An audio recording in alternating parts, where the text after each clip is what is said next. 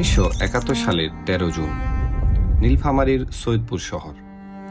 কয়েক মাস ধরে আতঙ্ক আর নির্যাতনের মধ্যে বন্দী ছিলেন সৈয়দপুরের হিন্দু মারোয়ারির পরিবারগুলো।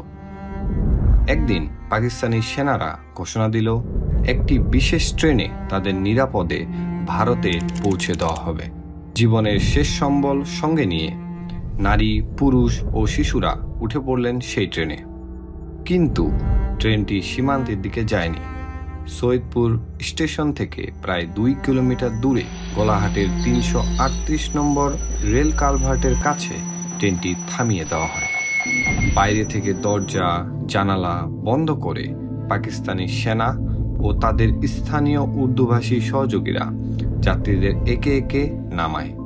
প্রথমে তাদের টাকা, স্বর্ণ ও মূল্যবান জিনিসপত্র লুট করা হয়। এরপর রামদা, ছুরি ও ব্যায়নেট দিয়ে নারী, পুরুষ ও শিশুদের হত্যা করা হয়।